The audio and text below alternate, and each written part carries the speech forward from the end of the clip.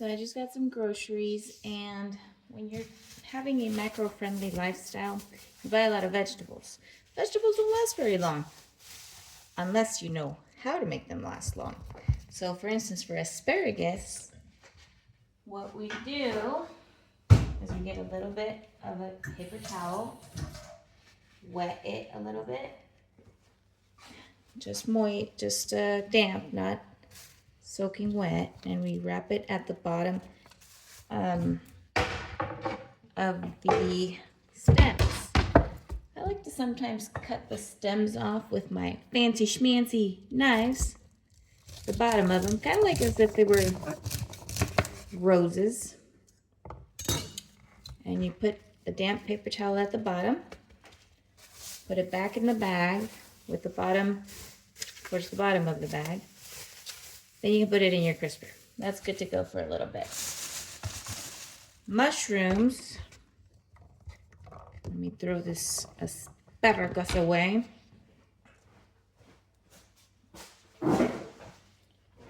What I do with mushrooms is that I take a couple of paper towels again,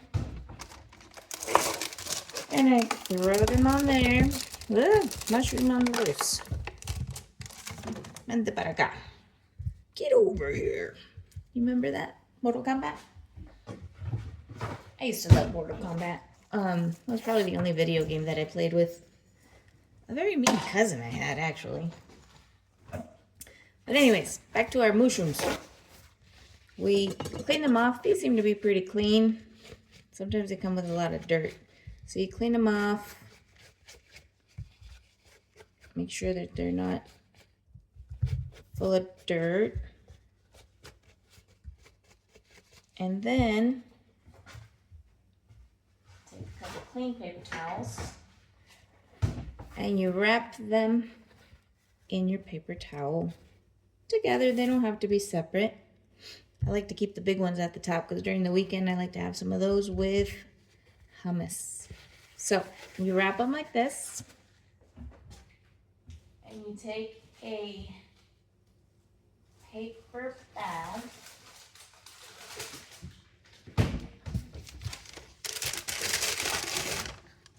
and then you breathe into it because you're like stressed.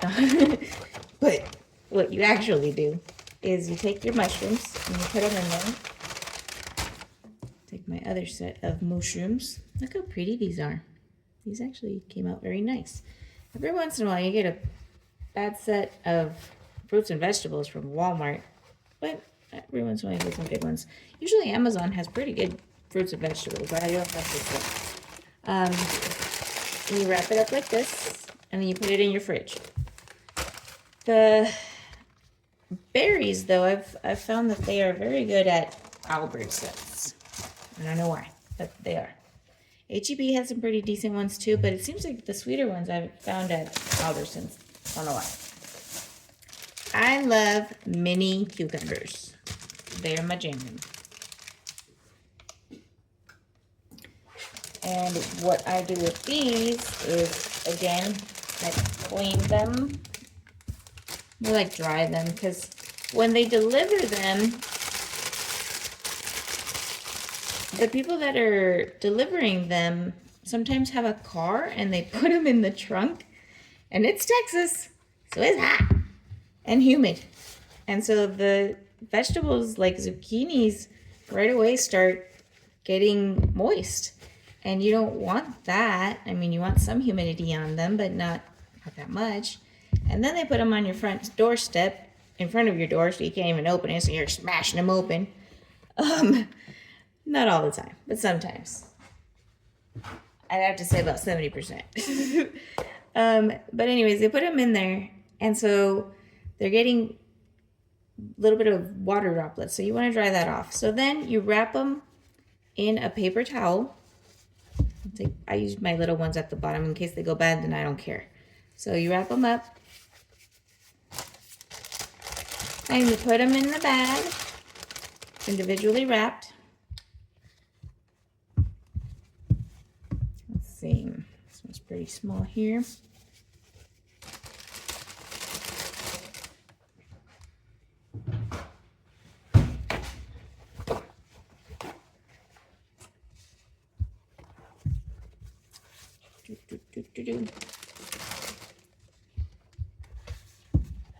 And we'll make some fun food too, guys. I am Latina, so I know how to cook, and I cook for my husband as well.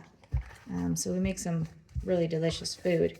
But I try to take the delicious food and change it to being macro friendly.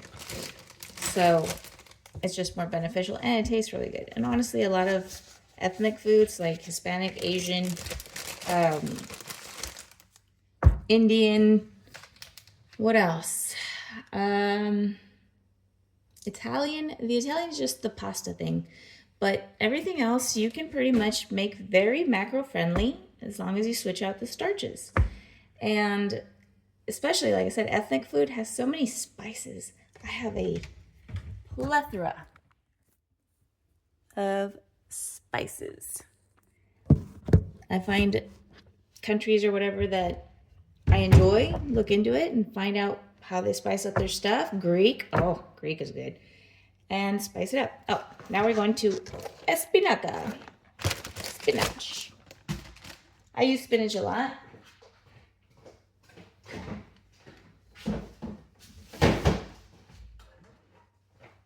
Because it has a lot of vitamins, a lot of folate. When I was pregnant, I had gestational diabetes with my third pregnancy. And spinach is really good for folate, and you gotta have some fish. And so when you have gestational diabetes, you start to learn about all the stuff that you shouldn't be eating because of all the glucose spikes and all that. So you change out your starches to healthier carbs, not starches. So anyways, spinach, I don't know if it had anything to do with the gestational diabetes, but anyways, eating healthier. I take the spinach, I put a paper towel at the bottom of my Tupperware.